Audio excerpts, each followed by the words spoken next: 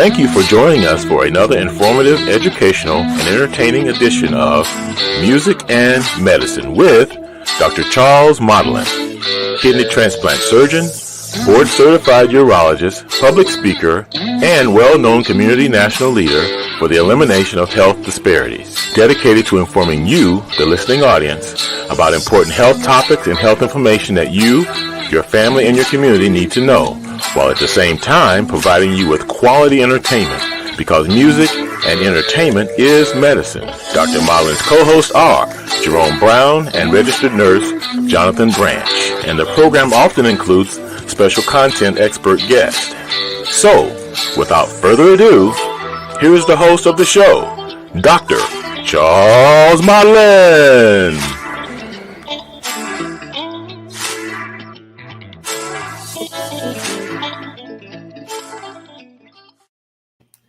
Well, hello, everybody out there in the listening audience. I really appreciate that wonderful introduction. I'm very appreciative of that. And we're really thrilled to have another opportunity to spend with you, the listening audience. We actually have a very remarkable show this evening with a very special and important, well-known guest, Mr. Tony Sias. He's the president and CEO of the historic Karamu House, but we're going to talk more about that and introduce Tony in a few minutes. I wanted to start off the show, as I often do, highlighting an important topic, especially that's important in the Black community. And I just read an article from the Journal of Blacks in Higher Education. This is an academic publication that I just reviewed, and the one of the highlights or the headlines is Black student college graduation rates remain low, but modest progress begins to show. So, you know, we all know, and we've talked about this before on the program, that African Americans in particular are lagging behind other racial and ethnic groups when it comes to educational attainment. High school graduation rates, we lag several percentage points behind, and also in college graduation rates. But again, this report notes that there is some encouraging news in the fact that African American enrollments at the vast majority of our nation's highest ranked colleges and universities have shown significant improvement over the past quarter century. It goes on to talk about, but a more important statistical measure of performance in Blacks in higher education is how many Black students throughout the nation are completing school and earning their college degrees. So it talks about also, you know, the importance, and this data is indisputable.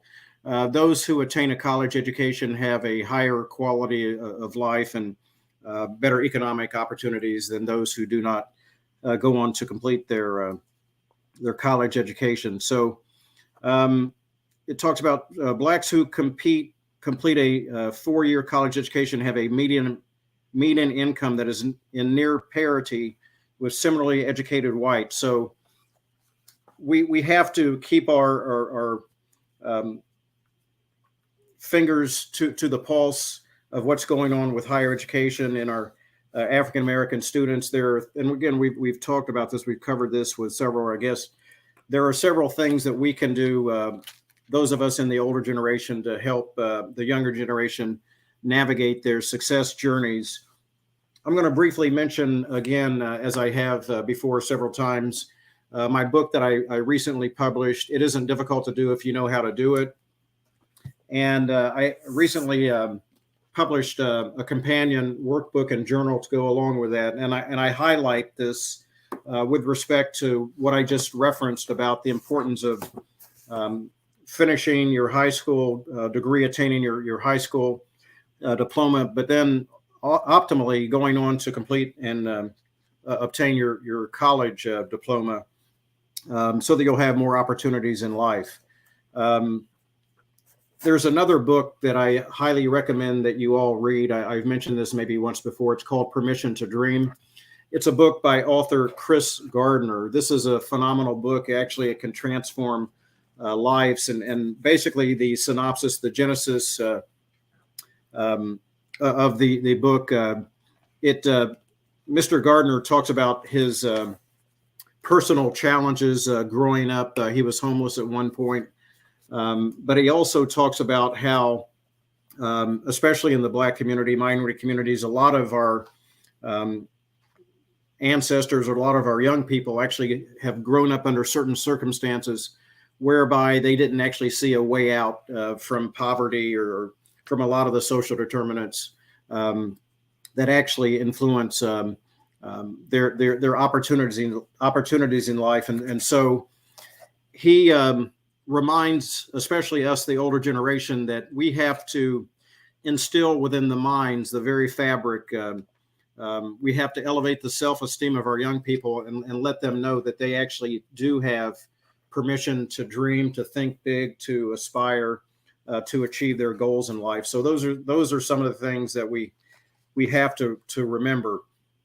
I wanted to take time to thank Reverend Dr. Charles Yost. He is the former senior pastor of Church of the Savior in Cleveland Heights, for having me out at Lakeside, Chautauqua, about 3 weeks ago or so, to speak to an audience out there about my success journey, and to talk about the lessons contained in my book. So I really appreciate having had an opportunity.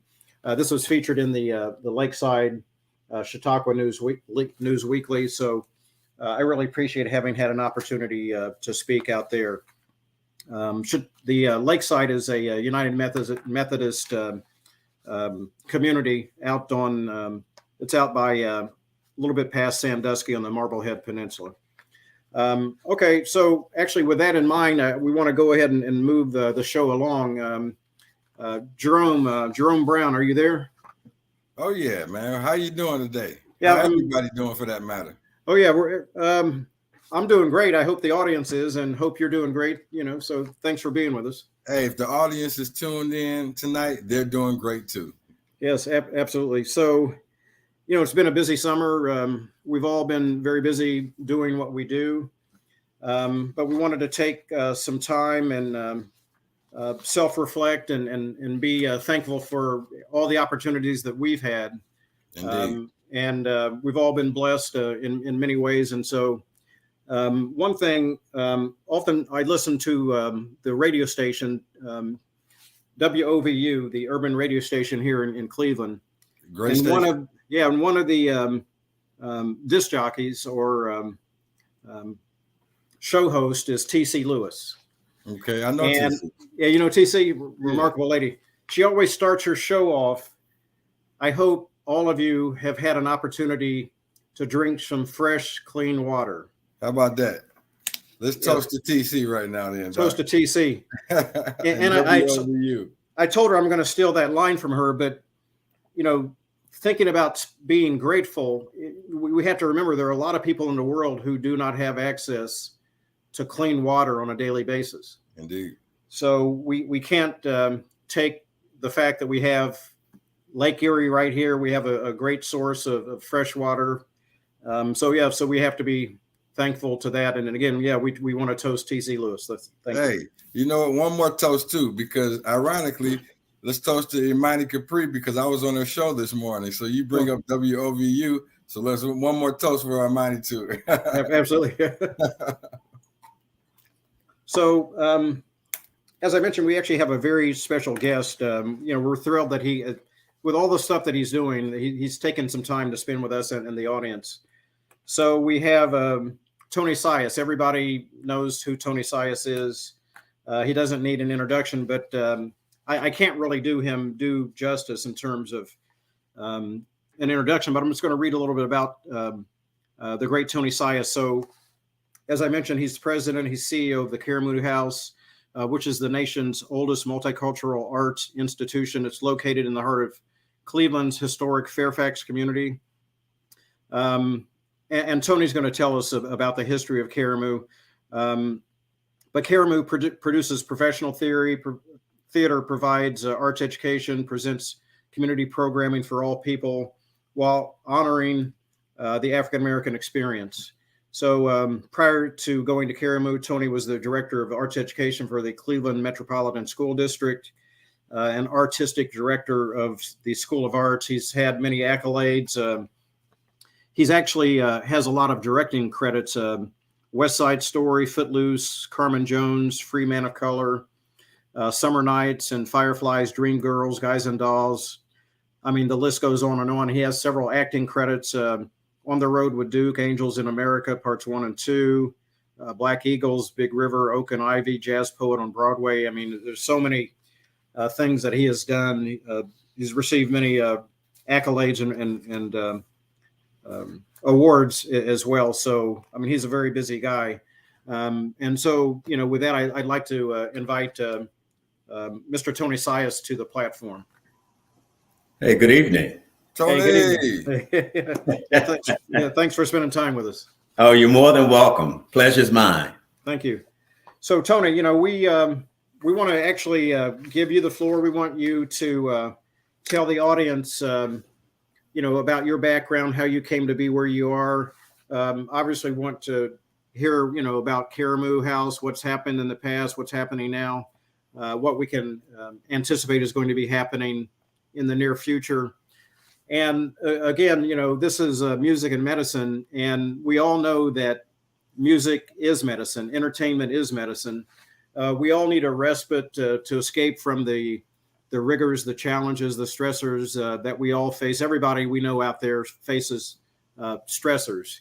And, you know, music and entertainment, theater, it's all an opportunity for us to escape and congregate with one another. And we can do that now, you know, in this post-COVID. COVID's still around, but it's not, you know, a little bit. Yeah, it's not to the extent where we have to isolate. I'm still doing the fist bumps, Doc. I'm still doing the bumps. A lot of people, I think that's going to persist. Yeah, it is. In many ways. But yeah, so Tony, really, so the floor is yours. Just tell us a little bit about yourself and your role, what you're doing at Karamu. Well, my name is Tony Fitzgerald Sias. I'm the fifth child of 6 Helen and Leo Sias. I am a native of Jackson, Mississippi. I did my undergraduate work at Jackson State University, historically Black university in Jackson, Mississippi. You know, arts and culture has been just a part of my life from, I think, my inception. My mother was a creative, and my father, as a contractor, was a creative. He was a fence erector and designer. And my mother taught home economics for about 34 years, but she also had a dance troupe. And she used arts and culture as a vehicle to help guide young people to positive outcomes in their personal lives. So I kind of always did it as a kid.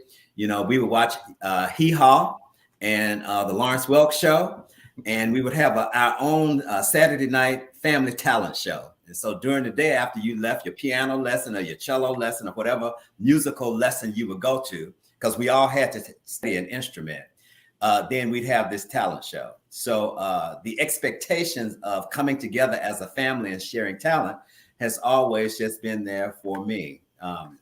Originally, I wanted to be an opera singer, and my parents were really concerned that I would be challenged with the languages, the romantic languages. So I decided to be an actor. So what brought me to Ohio was to do my Master's of Fine Art at Ohio University.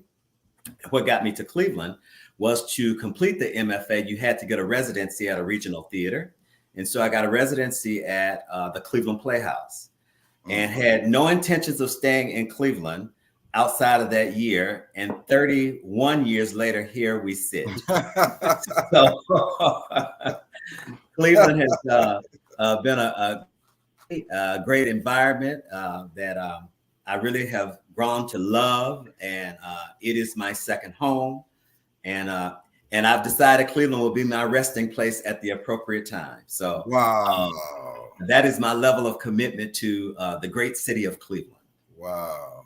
You and I can relate. You know, I was supposed to only be here for 2 years. I did a kidney transplant fellowship at Cleveland Clinic. I wound up doing an extra year of combined clinical research. 29 years later now, I'm still here. So I don't know. We're in good company on that one. Well, the only thing is I don't know exactly where my resting place is going to be, but we'll you know. Cleveland Brown Stadium.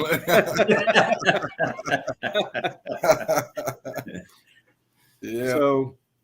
So you have a little clip. I think you you're going to play for us that talks a little bit about the history of Karamu? Yeah, so this would be a great time to just it gives a history of Karamu and some of our more notable alums who've come out of the institution. Yeah, thank you. Welcome you into sacred space, onto ground that is legendary, into space that summons joy and pride. We welcome you to Karamu House. When segregation ran rampant in our history, we welcome all as freed slaves migrated north.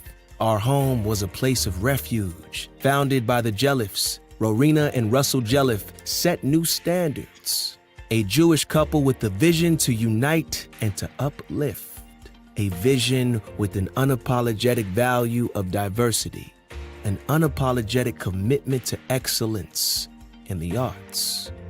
Welcome to our home, a place that witnessed the lies society tried to push, that African Americans were not enough. A place that witnessed the abuse of African Americans physically and mentally and decided to make a difference, to be the difference. A place that decided to take a stand, a place that became a home to cultivate the work of artists with a special honor to Black artists. The home where Langston Hughes wrote verses and taught poetry, where countless playwrights of the Harlem Renaissance received support and space to develop their artistry. Shirley Graham, Conrad Sealer, Andrew M. Burris, Willis Richardson, and Zora Neale Hurston works were advocated for and produced with excellence. This is a place of inclusion, a place in which the halls were graced by Martin Luther King Jr., where the largest number of buses left Ohio to attend the March on Washington, where Rosa Parks spoke.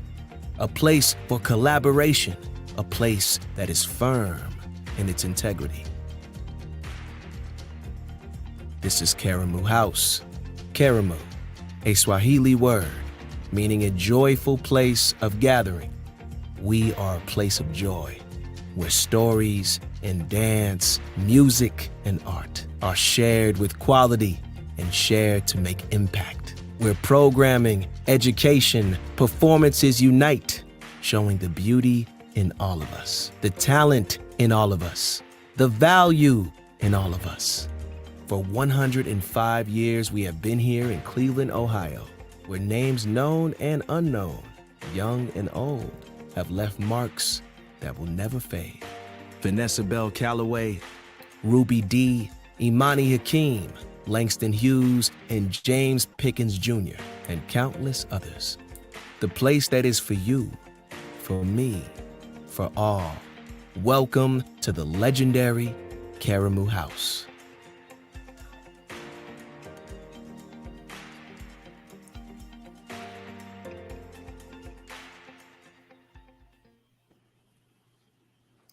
Whoa. Yeah, that's incredible. The history. Thank you. I'm a little bit younger than you guys, and I've never went to a play or anything like that in the Karamu House, driven past there all my life. I can say now, having you on and seeing the film, it's a must. I must attend something there, just for the spirit. Well, we do usually pre-pandemic, we were doing a 6-show season. During the pandemic, we did a pivot and we did virtual work, but it was not Zoom productions. We were mounting fully filmed, actual theatrical productions. And it's important that, generations of young people historically were coming through Karamu House. So very few places that we go, people that say, well, my mother, my grandmother, my child, somebody has a connection. So although you may not have been through Karamu, I know that there are more people that have been through Karamu House. So we want to extend an invitation for you, a personal invitation from me, to attend one of our productions this upcoming season. That'll be beautiful. A friend of mine named is Q Spates. He not too long ago passed away, but him and his father did some of your work inside of there. I don't know if it was the drywall or the lighting, but him and his dad years ago did a lot of good work inside of there. Yeah. Well, that's really important. We're currently in phase 3 renovations. So by the end of February of 2023, we'll have a brand new outdoor stage. Nice. We will have a bistro inside of Karamu, a brand new streetscape on the corner of East 89th and Quincy with a huge marquee that once you arrive at that corner, you'll know that you've arrived at a destination location. There you go. So it's so important to have everybody has a hand in Cleveland around Karamu, whether it's people like your friends who have contributed to the carpentry there of renovations early on, or those people who are currently doing programs, or interns or students, or our actors, or just simply our patrons. So it's, Karamu is a key Swahili word that means a place of joyful gathering in the center of the community. And we try to live that on a day-to-day basis. So, and we go beyond just theatrical productions. We have a concert series. We've done comedy. But with the comedy, this is the thing. I don't believe in censoring, but the spirit of the ancestors told me to do one thing. Right. That we ask the comedians to shy away from F, N, and B. And I'm not talking about First National Bank. And so, because, a lot of our comedians who are prior to coming to Karamu, they were, at the juke joint down the street, and people wouldn't focus their attention on the work that they were doing on that set. Yeah. And many of their family members wouldn't go to those locations. But once we started doing comedy at Karamu House, people said their mama, their grandmother, their cousin, their aunt, the preacher would come. And even sometimes if the language would get a little risque, it was still a safe place that they knew that there was a level of respect inside of Karamu House. And so we were so excited about 4 years ago to add comedy to our programming offering outside of our traditional theater work. Yeah, that's great. Jerome, looking at that history, that video, that just amplifies for me the weight that Tony is carrying on his shoulders on a daily basis.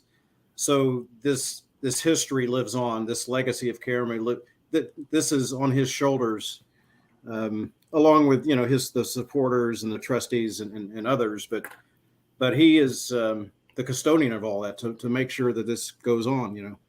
So that's heavy, man. That's why I commend you, because it takes like a special person to be able to put everything together and to have everybody in agreement on a lot of the stuff to get things done.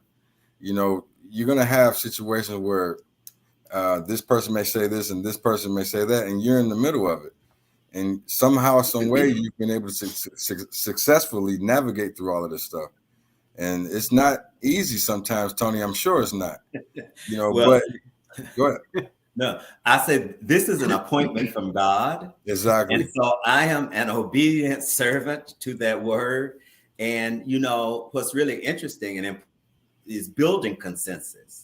And the process of theater is coming to rehearsal, learning how to work together. And so that's the model that I use in working with our constituents, our boards. It's really around a team-based approach and collaboration, and knowing when to step back and when to step up, and what your deal breakers are. But it's really better understanding how to work with the community as a whole, because it's so easy to let ego get in the way. And I'm sure you've heard this saying before: ego is nothing but ego, etching God out.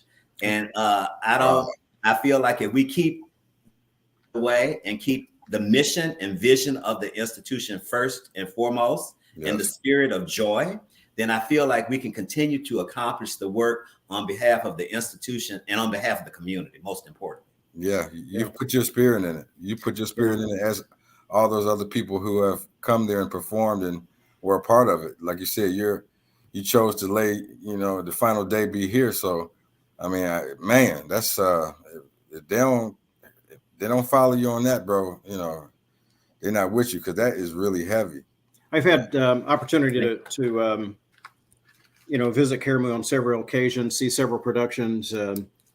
I've actually enjoyed hearing the great Bill Cobbs speak there several times at Karamu, a friend of mine. One of the best productions, or most entertaining productions I saw, was Peter Lawson Jones and Fences. That was, I don't know, maybe 3 or 4 years ago. I forget how many years ago, but that was quite entertaining. I had the honor and pleasure of directing that production as well as producing it. And I tell you, it's one of my favorite August Wilson pieces. And I had the pleasure some play Troy in that piece. And so that piece really resonates with me. And, you know, as they say in show business, casting is 90% of the job. So getting the right actors in the right role is the work, is the heavy lift. Then moving forward with the vision and all the other stuff kind of usually falls in place. But it's getting the right people in the right roles. You know, I'm an old trumpet player. I could actually play that trumpet part. Okay. Here we go. Here we go.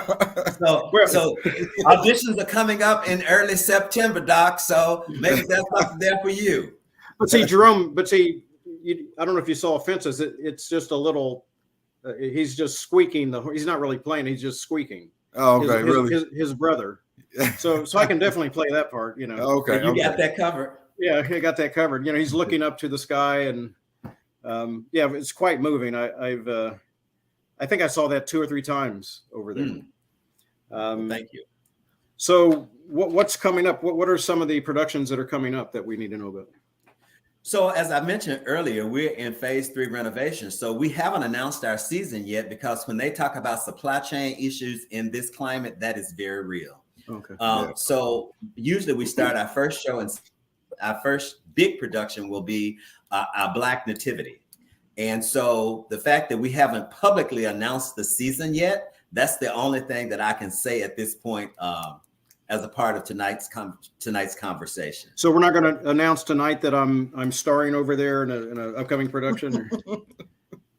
Wait. Now you've stolen my thunder. Okay. Taken my thunder. Now all the people know. Okay.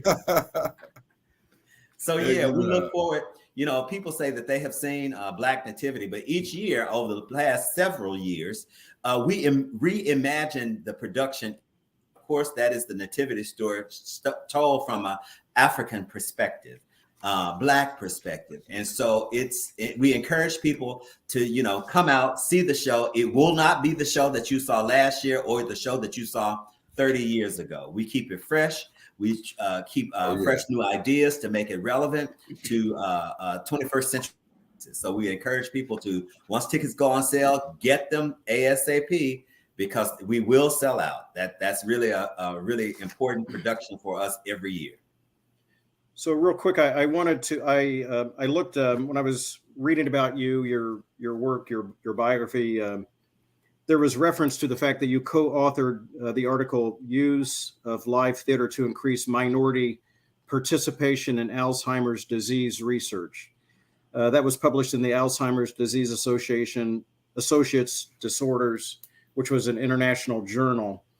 So you actually and other artists at Karamu use your talents to actually disseminate important health information, medical information, in collaboration with healthcare providers. And I know I've been over the years, I've been to some productions where there was theatrical performance around the importance of healthcare screenings, elimination of healthcare disparities. You know, that's important, very important to put in an artistic form information that people will be able to receive and be willing to receive. That is in their best interest. You know, including healthcare. I think that's very important. Well, you know, the arts are, for me, go beyond the point of entertaining. We have to use this as a vehicle to educate and activate our community towards better choices and decisions. And people from diverse coming together to have this experience, all have it from their own personal vantage point. But what is it like for us to have this shared experience and then reflect it from our own perspective? But it's so important to not just use theater to educate, but it's not just to entertain, but to educate and activate communities. Yes, I think that's first and foremost. You know, even in our arts education programming, we are driving our young people towards mastering whatever arts discipline they choose to focus in on, because mastery is at the foundation here. But we want them to use those skills to be positive contributing members of our society. So if they so choose to become further their education and training in the arts, great. But we want them to first and foremost use this to be better individuals, to go out in the world and contribute in that way. Understanding how to work in teams, using problem solving skills, understanding that, text may mean something on the surface, but there is subtext. What is the interpretation under that? And then be able to understand how to read as you move through your professional career. So these are all the kinds of skills that we want young people. And I say young people, we have lifelong learners who are taking our classes. And as adults, I hope we all stay in a of improvement to continue to learn and grow. So it's so important that we use these skills beyond just the part of entertaining, that it's developing whole people, it's helping to develop and better the world in which we live in. And that's the power of music, arts, and culture as a whole, to better understand each other and to be able to see things from different vantage points. Jerome, the general public may not know this, and a lot of times medical schools actually hire or partner with actors and actresses to portray patients. So it helps in the development of medical students' abilities, nursing students' abilities to communicate with patients, perform physical examinations. When we actually partner with theatrical performers who can portray patients. Obviously, medical students work with real patients, obviously, but before we actually unleash them, to work with real patients, actually, in many situations and in most medical schools, there's partnership with the theatrical performers. Very, very important. Never knew that. And that's what I love about this show. I learn something new every episode. I've never known. I mean, it makes total sense that you would have them talk to an actor or actress before the actual patient, for sure. So that's an excellent buffer, you know what I mean? But never thought about it like that, So that's another avenue that the arts and crafts contributes to the medical field. That's beautiful. Yeah. So Tony, you were talking about your arts and education program, and I've always had this on my mind as in my bucket list to take some acting lessons. So if you were to, at this moment, let's say Jerome and I are coming to your class. We've never taken an acting class before. This is our first lesson. What's one of the first things you would teach us to do in terms of learning how to be an actor? It starts with me with just understanding your instrument, your body, because different from other art forms, if you're a musician, you have the piano, unless you're a vocalist. But your body is your instrument, and better understanding how your body moves, that all movement starts at the spine, better understanding the power of the breath and how it informs so many things. Understanding, that people carry themselves in different ways. Some people lead with their chest or the position of their feet. So better understanding your body and your instruments. So I'm not going to throw a script in your hand immediately and say, let's act. You want to better understand who you are as a person and how your instrument operates. Better understanding how you make eye contact. And quite often in life, we get to moving and doing things. And the technique in acting is you can only do one thing at a time. And you have to start that action, because that action does not start with a movement. It starts with a thought. Okay. Yeah. And so better understanding your instrument, the thought process, and using your instrument will be some of the first things that we would talk about and begin to explore. Not even talk about, it's to begin to do. Is it true? I mean, I've heard this said several times that actors and actresses, a lot of times when they're portraying a certain character, whether it's on the theater stage or in a movie, that they assume that personality in their real life also during that while they're filming the movie, or during that period of time. Is that true? Or is that just something that's? Well, it depends on the actor. Yeah. Many actors do have that have that experience. When I act, depending on the role, characteristics of that character that may live with me during the run of a show. So if a show is running 4 to 6 weeks, you know, you got the rehearsal process. So it is a moment of turning it on and turning it off.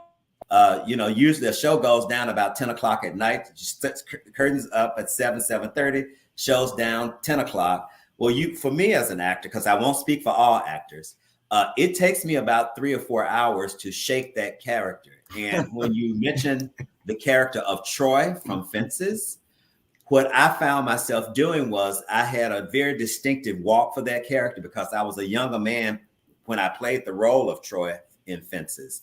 So that walk was with me until I went to bed almost. Okay. I would try to shake it off. And that was one of the more challenging characters to disconnect with. Another character that I played that lived with me throughout that run, I did a one-man show of Paul Robeson. And so Paul was a pure basso, pure bass. I'm a baritone, so I had to find my lowest register as a baritone. He was a tall, darker man than I was, so I had to find how my lift and how my carriage in that character. So that was a very interesting experience, and that I was still working a full-time job. So with that particular character, I had to actually leave. During the rehearsal process, it became very clear to me what it was going to take of me, my whole spirit invested in that character. So it can be so consuming, and releasing those characters after the run of a show can be very emotional depending on the character, because you have then embodied that spirit of that person, that character, and it becomes a part of who you are. So it really is a process of letting go and transitioning out of characters, especially those who are characters that are dramatic, that kind of require a different kind of depth from you. Every role does not have that same kind of weight in my experience, but there have been those seminal roles that have been a bit daunting to disconnect with and to connect with in the process of portraying those characters. So, yeah, I mean, it's getting in the right mindset. I mean, there's a lot. And again, we're learning so much, you know, Jerome, that I had never heard before. This is really fascinating. Would we, could I be so bold as to ask you to let us hear your baritone voice? Is that, I don't want to put you on the spot or anything.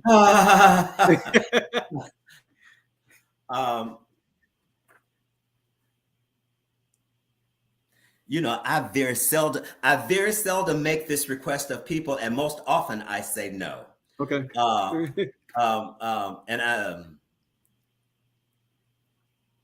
got to roll up into the kingdom, ain't that good news? That's the best you're gonna get tonight. Hey, that's tremendous. So yeah, because you know, many performers can be on the spot; they just give it to you. And that's just not me as an artist. I am that person who prefers to give myself the mental transition time to get over to that headspace and do the work. So I have a huge amount of appreciation for those who can just jump right into it. And that's really not my approach to the work. Oh, I mean, that was fantastic. And, you know, again, forgive me for asking. No need to apologize. None whatsoever. So, Jerome, let me hear your baritone voice. Oh, it ain't happening, Doc. You have to pay for that. $59.95 per month. You know, subscription for a year before you get one. But it seems like being an actor has a little bit of a Nutty Professor situation where you got buddy love and breaking out of the body, and you're trying to keep staying role, and that's crazy, man. That a couple hours later, you still limping or you still walking like the dude, you know? Yeah. And I have some friends who can walk out, who can be shooting it, you know, talking smack backstage a second before they walk out on stage and nail snap. it. And snap. And I'm the person who requires, 2 hours before curtain, I get to the theater. I don't want to talk to anybody. I'm going to my dressing room, get dressed. If there are others in that dressing room, by the time they get there, I have removed myself. I'm going somewhere and be quiet. No, yeah, and that's what I require. And everybody doesn't do that, but I need that level of focus. Yeah. Yeah, you see that also in medicine in certain respects. Different surgeons have different rituals that they go through and before they operate. So yeah, I mean that's I've actually witnessed that in medicine as well, and that's good to know that about the variability in terms of how different entertainers approach their craft. I understand you have another film or video that you might be able to show us also about Karamu. Well, yes, central to Karamu's mission is honoring the Black experience. And that's and in the same breath, Karamu is about inclusion and everybody is welcome. And that's very important. So we did a piece in 2021, last year, June of 2021, called Greenwood, An American Destroyed. And it was about the Tulsa Race Massacre, better known as Black Wall Street.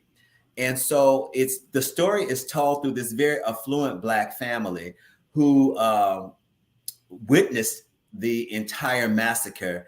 And so here's the brief trailer. It'll give you some more information. Thank you. 100 years ago was the thriving and prosperous Black community in the Greenwood district of Tulsa, Oklahoma. Greenwood Avenue. They've created their own American dream here, I see. Since we can't do business with white folks in Tulsa, we're going to keep on creating our own Negro Wall Street right here. From award-winning playwright Celeste Bedford Walker and Karamu House, America's oldest Black producing theater, comes Greenwood, An American Dream Destroyed. Comes the story of one family's up-close and personal account of one of the most ignored moments in American history, the Black Wall Street Massacre. I think I'm in trouble. What kind of trouble? Big trouble with the law. What did you do? They're saying that You what? put my hands on a white woman. I'm getting out of town. I'm leaving with you. Hey, have y'all heard? Heard what? Jimmy Jones was just arrested down Greenwood Avenue. They're going to lynch him. It's right here. Look. There's 3 white men just broke into the courthouse demanding Jimmy be turned over to them. I just saw the National Guard marching in. Oh, thank God. But I don't know whose side they're on. Running gunfights, mobsters set fires. That white mob came for dear old Greenwood. Hello? Dr. Jackson. Frank! Everybody get down!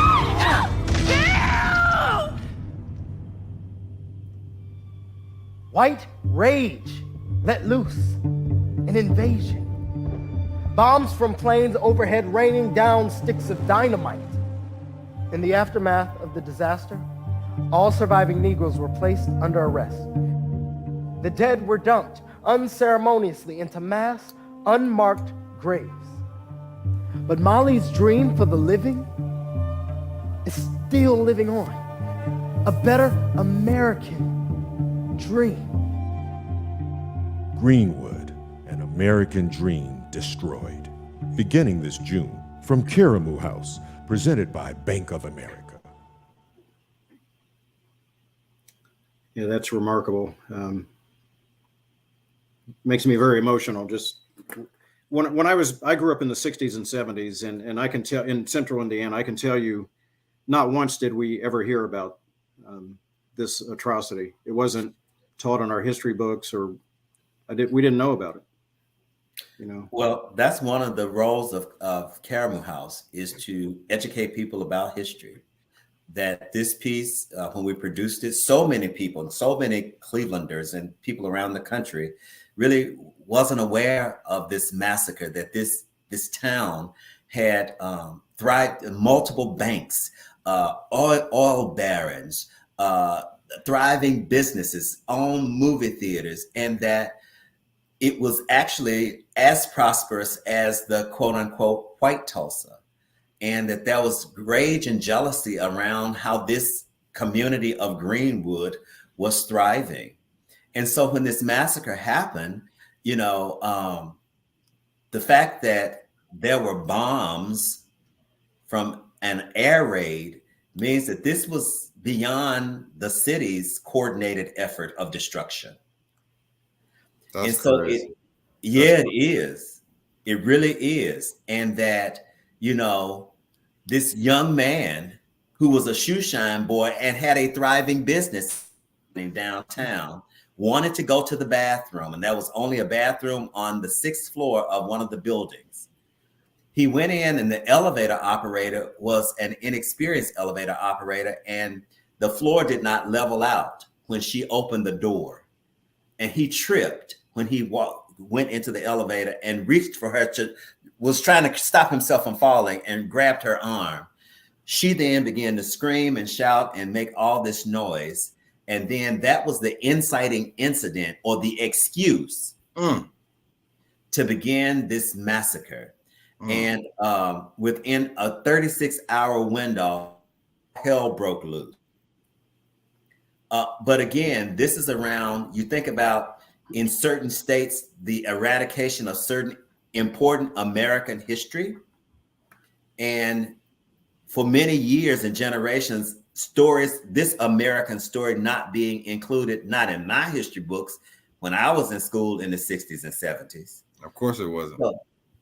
So it's important for organizations such as Karamu House to bring these stories to life, to bring it to life in a way so that we remember from whence we cometh, to not to repeat those mistakes again. And it's for our other brothers and sisters, many of whom who don't look like us, to better understand when you talk about disenfranchised communities and some of the challenges in the Black communities around economic mobility. We've foundations for hundreds of years, but the destruction of our communities and cultures have been challenged. And so I think it's important to understand history so that we don't repeat those things. And this is no affront to anyone other than for us as Americans to say, let's keep history alive, and let's understand the truth in the history that we tell. Understanding the truth. That is wow. I just can't believe that all the stuff we have to overcome nowadays. And things that you're doing is a prime example of how you overcome them, bringing people together, within your spirit, using that energy instead of just your physical, you're putting everything into this, man. So, that's what it takes, though. That's what it takes. Well, Karamu, I am carrying on the legacy of this institution, because Russell and Rowena Jelliff, Karamu House started as a settlement house. A settlement house was an early form of a social service. They were primarily serving Eastern European immigrants at the founding of Karamu House. At the point that the great migration of Black folks out of the South, the neighborhood changed, because it was the central neighborhood. It began to change, and Black people came into the hood. And it speaks to the vision and the spirit of the founders that they could have said, no, we're just serve our people. But no, they said, we're going to serve the people and the people community. And so inclusion has always been central to who we have been as an institution. And so it's an honor to carry on this legacy now today, 107 years later. Excuse me. That's a huge responsibility. So tell the audience, how can we be of assistance to the great work that's being done at Karamu? How can we go about supporting Karamu? Well, funds are always important. So going to karamuhouse.org, looking at our website and say donate, because we are a nonprofit, we're a 501c3, and the yeoman's portion of our dollars come from donors and individuals. And quite often people think that philanthropy is for the rich. But what we don't really acknowledge is, Black and brown communities have been into philanthropy for a long time, and most often it's through the church. But I'm a believer that the good Lord won't mind you giving some of that money to Karamu Right. and splitting those tithes. Because can we get an amen for the people in the back? That's right. Amen for the people in the back. And some of the people at Bedside Baptist. Yeah. However, it's important to just give and continue to allow us to your support. Every dollar makes a difference in terms of keeping an organization like Karamu House moving forward. The lights on and the doors open. I have a question, Tony. Yes, are they going to air that Greenwood? Are you guys going to do that? I'm interested in seeing that because I know Earl Porter from Voice of Radio. That's a good guy right there. I see he was one of the lead guys on that. Yeah. So we will air it. What's that? Shout out to EP, you know? All right. Very good, brother. It was great working with him on that project. So yes, we have not confirmed when we will re-air it. We aired it earlier this year, but it will air again. So we have. I think I was at a venue on the north side of Cleveland where they did a debut for that. I think there was a screening, and Errol was responsible for producing that. Yep, I think I seen it then, a little bit of it. Yep. So congratulations on that. Just all of these accolades, man. Congratulations on everything, man. I appreciate it, brother. I appreciate it. So no, we appreciate you coming on. Giving up some of your busy time for us and for the audience. And I mean, this has been eye-opening for me. I've always had a great respect for theatrical performers, entertainers. I would like to take some lessons from you at some point. Maybe that could be my second career path. Probably, I would probably fail miserably. I'm sure I would fail miserably. No. But we would be excited to have you at Karamu House at taking a class. So I look forward to that. And that's put it in work. Put it in work, man. Permission to dream. I have at least permission to dream about it. That's right, Doc. Yeah. Exactly. Yeah. So, with that in mind, any closing remarks, Jerome? Well, continue your work. If there's anything that you need, any of the Karamu House family needs any assistance, if you know anybody that needs book bags, you can send them up to 153rd and Kinsman. This Saturday, I'm giving away free book bags for the kids. You must bring the kids from 3 to 7 p.m. You're more than welcome to attend the event if you want. If you need a tow, anything like that, just reach out, man, and continue. I can't wait to come down there and meet you and see one of the plays, man. I'm really looking forward to that. Thank you. It's been a joy and pleasure having this conversation tonight. And I'm in great company, just conversing and sharing thoughts about Karamu House. I really appreciate it. I got one request. Yes, sir. Give us a couple more notes, man. Come on, man. You did for the price of a ticket. For the price of a ticket. Come on, all of the world. You haven't done this for anybody else, and you already broke the rule, man. So a couple more ain't gonna hurt, man. You in it now.